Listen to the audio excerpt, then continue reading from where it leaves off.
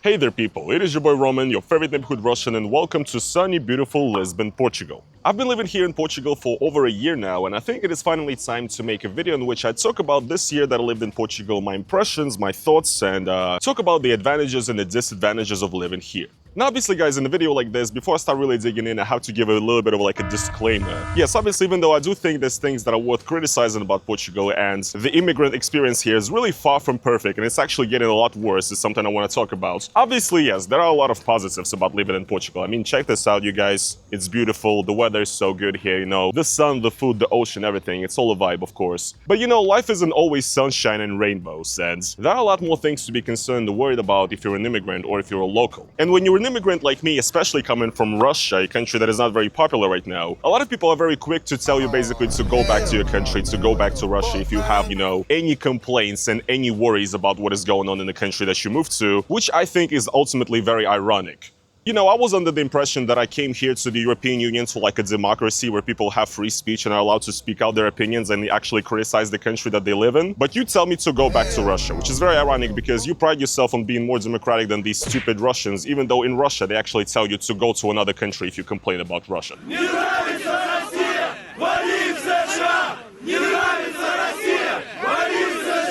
So you're actually acting very Russian when you're telling me things like that. So yeah, guys, without further ado, let's get into it. Let's talk about the good and the bad of living in Portugal after 1 year from the viewpoint of an immigrant. Let's go. Alright guys, now before I do talk about some positives and some impressions, I need to address one really important topic, and that is bureaucracy. And if you know a thing or two about Portugal, you probably already know that I'm not going to have a lot of good to say here. Look, I'm just going to come out and say it. I'm just going to be completely honest. The bureaucracy here in Portugal, especially in the way how immigration works here and how bad it is at actually being on time and actually providing people security and sticking to their promises. I'm sorry, but Portugal really is like on a level of, it feels like 1980s Soviet Union or like Latin America. I know what you guys are gonna say. You guys are gonna say, Roman, what else did you expect, right? You moved to Portugal, a Southern Europe country, which is known for its, you know, relaxed way of life, slow living, slow bureaucracy, people are not really in a hurry. What else did you expect? Well, I mean, I expected the bare minimum functioning, like, immigration agencies in a European country in the 21st century. That's what I expected, I think, and maybe I expected too much. You see, Portugal right now is a country that has a lot of immigrants coming in because for a long time they provided like tax benefits to new expats, which I, for example, already am missing out on. I came in here too late. They also had a rule according to which you could actually apply for citizenship here after living here for 5 years, which is obviously something I was looking forward to as well, possibly, because I'm a citizen of Russia and I do not want to be only a citizen of Russia. It's not the best passport of all time. And you might say, come on, that sounds great. 5 years to get citizenship, they should shut it down. Which is exactly what they're trying to do now, actually. The government here is about to try to increase the years needed to get citizenship from 5 to 10, which, you know, seems fine because that's actually like pretty common practice in a lot of European countries. Spain, for example, has 10 years to get citizenship. And in general, for example, with what the Netherlands did recently, how they increased it as well, I kind of actually expected this to happen here. You see, the problem here is that this change would make sense if Portugal's immigration actually worked and actually like adhered to these timings, because the reality of Portugal right now is that the people who've been living here for over 5 years, it then takes them like 3 extra years to get the citizenship after they've applied because the line to get them is so big and because the government is just not doing it. And this is even happening with people, for example, who get married to Portuguese people. And you might think that that's an easy way to get a passport, but no, even in those cases, people have to wait for like 4 years. While they say that the citizenship takes 5 years, in reality, it takes like 8 years. And essentially right now, with all things considered, if they're gonna increase it to 10 years, in reality, the citizenship is gonna take like 15 years to get because of the way Portugal works. I mean, I even experienced this myself here as applying for residency, which I do have now. I essentially had to wait an entire year for my residency to come after my application, which is not really good. I understand that happens in some European countries also, but for example, Spain, they do it under 2 months. And actually, I'm about to be in some trouble because of this soon, because while currently I do have my European residency and stuff that is still valid, in a few years I'm gonna have to renew it, and even the renewal process of the residency here right now in Portugal is so broken beyond belief that people have to wait over a year, 1.5 years sometimes, just to get a renewed residency card. And if you're a citizen of another European country, like an American living here with a good passport, that's not really much of an issue for you. You can kind of just travel around Europe and, you know, do whatever. It doesn't really affect your life that much, but as somebody especially in my position as a Russian citizen, as a citizen, of the third world, essentially, right? Simply with my passport, I am not allowed to be anywhere in Europe, and what's gonna happen is that when my residency here in Portugal runs out, I'm gonna essentially be without any residency, without any real document for about a year in Europe. And even though Portugal, on the governmental level, provides like extensions for everybody, saying that all expired visas and expired residencies are still valid until this certain date, but the thing is that it only works inside Portugal. If you want to go to another country in Europe and, for example, you get stopped to get your ID checked, if you show them that piece of paper, they're gonna be like, well, what the fuck is this? You're here illegally. And they're gonna basically deport me to Russia, right? And this entire thing, for example, also affects certain banks and services that I want to use that I need this residency card for example, like Revolut. Right now, I have an account there because I do have a European residency. However, when it runs out, which it will, and it's gonna take like a fucking year to renew, that entire year, I'm gonna be stuck with a Revolut account that is limited because I no longer have a valid European residency permit. So basically, the bureaucracy here is not always too insane. Sometimes it's just like a mild annoyance in most cases, but in the case of how the immigration service works here, it is a massive pain in the ass that is actually ruining people's lives. And I know you're gonna say Russian complaining, go back to Russia once again. Okay, bro. Like, there's people literally stuck in this country that cannot leave because they're waiting for their documents to be renewed, and like they have like parents that are dying and they cannot go back to their country and visit them because if they leave they cannot come back because they they don't have a fucking documents. People have lives. Not everybody wants to be tied to one place for the rest of eternity. Like, we want to have the freedom of movement that should be guaranteed to us immigrants here as somebody who has a residency permit of Europe. And yet, because of the government incompetence, because of the understaffed, underpaid immigration bureau here, thousands of people are basically living in limbo. And I just don't really think that this is normal. And I understand, once again, a lot of European countries have issues with residencies and stuff. It's not perfect anywhere. I've heard stories about like Germany and Poland and Italy that even there it takes like years sometimes to get your residency permit and stuff. I get it, but the level to which the immigration here drives you insane with this, Kafka-esque endless process where you never know what's gonna happen and, what the immigration is gonna say to you about like when your visa is coming. And you cannot even really complain because they're just too like understaffed and overworked to even take care of your complaints. And there's a lot of people right now on Reddit, for example, on Portugal Expats, a subreddit for immigrants and expats here. A lot of people are saying that, they're fed up and tired of Portugal's bullshit and having to deal with the immigration here that is just so insane. And also with this whole idea of changing the citizenship from 5 to 10 years, people essentially feel like Portugal kind of rug pulled them, right? They came here, they expected something, they paid taxes, they, spent a lot of money and their time to move here, and then rules just changed immediately. Things are just ridiculous. And the thing is, I've actually discussed this stuff with a lot of Portuguese people, locals here that I know, and pretty much all of them agree with me. There's definitely people like on the internet, on Reddit, for example, there is like a community of anti-immigrant Portuguese who basically tell everybody to go back to their country because they're not happy with the way Portugal is, right? And these people get mad and call people, ungrateful, and that, we're expecting too much. Yes, I mean, once again, I guess expecting a first world European country in the 21st century to have a functioning immigration agency is too much, sure. But yeah, while some people do get mad at this, a lot of Portuguese people will pretty much agree with you. For many Portuguese people, when I talk to them, one of the biggest reasons why they're unhappy with Portugal is obviously the salaries, the economy, but also the bureaucracy itself. Even for a citizen here, you run into a lot of issues. Things just take way too long. There's a lot of incompetency. People in governmental organs or in companies that just don't know what they're doing. And look, it's not really like that regarding everything here. Like, one thing that works actually fine and well in Portugal, I feel like, are the banks. I didn't have like much issues. I mean, the banks are not really opening accounts for me here because I'm Russian or whatever, but the main state bank here, they opened one for me. It's fine, it works fine, the banks are okay. Overall, a lot of these apps and services are okay. One thing that I actually really like about Portugal is MBWay. MBWay is like this Portugal payment system. It's kind of like the Portuguese WeChat, basically. It's an app that makes it really easy to send money to people, and also it's really easy to like pay for utilities with it and so on. You can pay with this MBWay thing in restaurants or whatever. It does feel like WeChat, and it's probably the most advanced thing that Portugal has, I'm not gonna lie. But yeah, a lot of services here, they do suck. I was signing up for like a healthcare plan and it took an entire month for the entire process of just signing documents, essentially. It could have taken a week, but it took an entire month because it's Portugal. I'm studying here right now for a driver's license, actually, finally.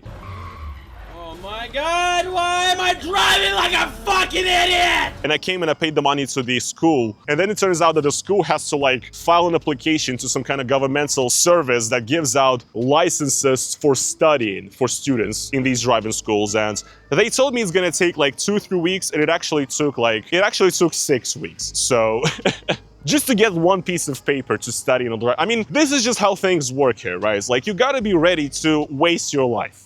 But it is what it is, man. I mean, I'm wasting my life either way, so who gives a fuck? And also the strangest thing by far is that I read discussions about this online and, there's people who are Portuguese talking about, bureaucracy here who say that it's always been the case. I know a lot of people will make the point saying that, yes, of course, the immigration works so bad is because, you immigrants are taking over and there's too much of you and, there's not enough resources to care about all of you, right? And I get that, but like, at the same time, I've been hearing stories here about how people moved here in the 90s and it took them years and years to get citizenship. So it almost feels like it's always been the case here. And it's not exactly me, who's like destroyed the social fabric and, the governmental institutions of Portugal with my astonishing girth. I don't know, guys, I don't know. But yeah, it's definitely not all doom and gloom, right? I did have to talk about that because, it's been bubbling up inside me for a long time now. This is something that when a person goes through this Kafka-esque experience, it's just not fun. But yeah, obviously there's a lot of great stuff about living here. Even though I'm not really the best at taking the heat, it is nice. It is nicer than living in fucking Norilsk or whatever. The ocean, I love going there, when I'm in the ocean, I'm swimming. It really gives me the feeling of childlike wonder, okay? It's like the only thing that makes me truly happy. And honestly, the people here, they are pretty nice. People often describe Portuguese people as sort of a little bit distant. They're not as like loud and open as Spanish people, for example. They're a little bit more like reserved and they keep to themselves a little bit more, and that way it does remind you of like Eastern Europe. And online people like to say that, Portuguese people like to appear friendly, but actually they don't like you behind closed doors or something. I don't really subscribe to that point of view. I haven't really experienced that. Maybe yes, I don't know. The Portuguese people are chill. Describing an entire people with the same sort of characteristic is just nonsense. People are different. But yeah, the Portuguese that I talk to, that I've encountered, they don't make me feel like unaccepted or unwelcome here, to be quite honest. They don't give you a hard time about being an immigrant and so on. No Portuguese person has given me a hard time for being from Russia. You see, a lot of Portuguese are also immigrants. A lot of people have left this country, so a lot of Portuguese do kind of have a bit of an empathy for immigrants. Not all of them, but a lot of them do. I think one place in which you definitely do feel this kind of reservedness of Portuguese people is like in bar culture and stuff like that here. I definitely feel like the culture of going out in bars is different here compared to like Russia or like Georgia, where I lived before this. So Eastern Europe, essentially, right? I mean, that's also because I'm an immigrant, I don't speak Portuguese yet. But it definitely does feel here that, like, it's a bit more difficult to kind of strike up a conversation with a random person in the bar. Like, people are just kind of keeping to themselves, to their already existing friend group, and not really, talking to random strangers and stuff like that, which is something that people do a lot in Eastern Europe and bars. You're kind of only talking to strangers, actually. It's really different here right now at this point in my life. I do feel like I'm kind of not fitting in. Because when you think of going to a bar here, the only people you usually see are, like, either Portuguese people who are just speaking Portuguese to each other, hanging out in their own friend groups and whatever. I'm not gonna come in and start speaking English to them, my Yakubian nonsense, just ruining their hangout. Or you see, like groups of American expats talking about like stocks and, launching another startup or whatever the fuck. All this shit that I hate also pretty much, right? Or, you just have like tourists, like British tourists who are here, on a bender. That's kind of what bars here feel like. And I guess that's just what happens in such a big, international city that is so popular with, expats, tourists or whatsoever. But, the city and everything here is a vibe. But so far, the bar scene and stuff in Lisbon for me is not really a vibe. I don't know why, but, I guess I'm just too Slavic.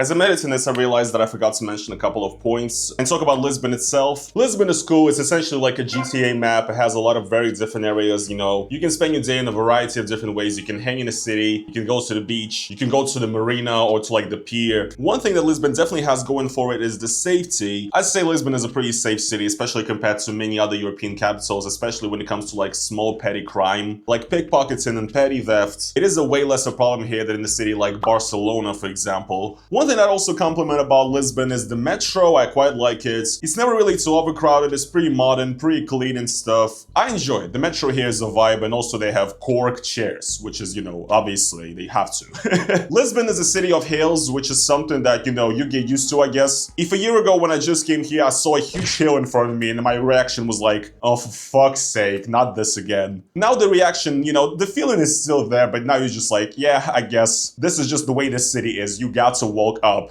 But I do have one major complaint regarding cities in Portugal and Lisbon and Portugal in general. Dog shit on the streets, guys. Come on. Come on, you gotta do something about it. Portuguese people, I beg you, please start picking up dog shit after your dog poops on the streets. Because it's actually a little ridiculous. I had a friend who gave me his dog for like 2 days and I walked him around my neighborhood and I picked up the poop after the dog. Because I want to be a civilized European citizen, but Portuguese people don't apparently. Because the amount of dog shit on the streets is actually insane. It looks like Russia when the snow is like melting in the spring and you see all the dog shit that has been covered by the snow on the streets. It's actually ridiculous. Because low-key walking on the streets of Portugal sometimes feels like you're walking on a minefield of dog shit. But other than that, yeah, good city, a lot of great food. It's like a real gastronomic capital and stuff, and yeah, there are a lot of ways to enjoy yourself in this city.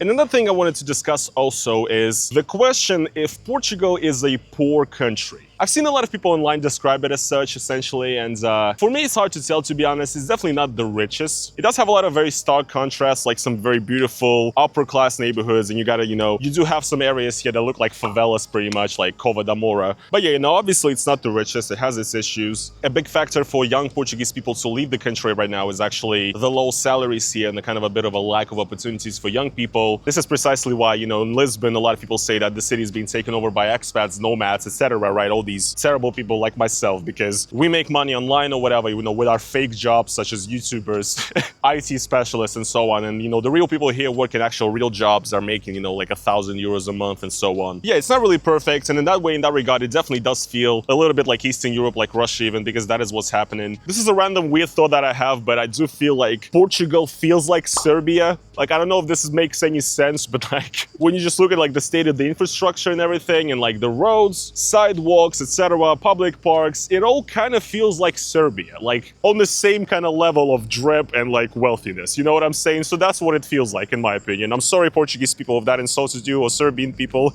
But yeah, obviously the situation here in the economy adds to me having a bit of a feeling of being a problem in this country. Yes, even though I don't subscribe to the point of view that immigrants, are destroying Europe, I am definitely aware of my like position in society and who I am and what I'm doing. And sometimes, yes, I definitely do feel in this country like I am like this kind of, digital nomad, expat, rich asshole who's annoying the locals here who are, not making a lot of money and so on, and who also has the right to complain at the same time, right? I definitely get that, and I do understand why people might feel that way towards me. But it's also really funny because at the same time, I also feel like an immigrant who has like no protection, whose rights are very feeble, who's like a fucking, almost somebody who like escaped a war, right? I struggle with that a lot. At the same time, I feel like a rich, nomad expat who's ruining the housing market here for people. And at the same time, I feel like, the most unprotected part of the society. So it's a really interesting existence, but again, people in real life haven't given me a hard time for it, so thank you.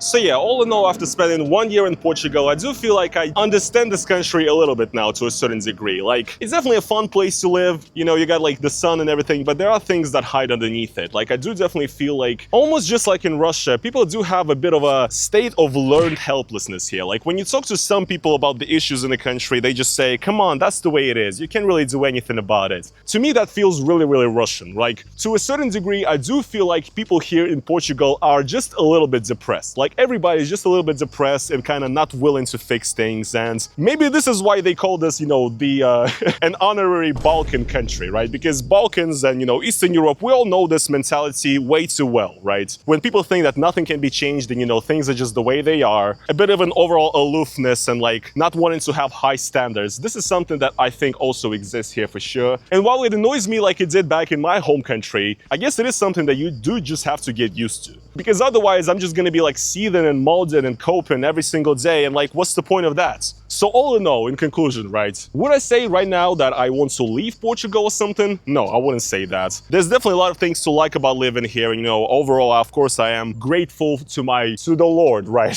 for this opportunity of living here in Europe. But of course, like I already described, there are a lot of caveats. Look, for now, I'm just gonna sit it out. I have my residency permit, I'm gonna see what happens. Let's see if the immigration here improves in any way, although, I am very skeptical of that. I left my home country of Russia and I kind of had, the whole world open in front of me. I didn't know where to go. It's really hard to choose a place to move to. You might say, Roman, you should have expected this bureaucracy and whatnot.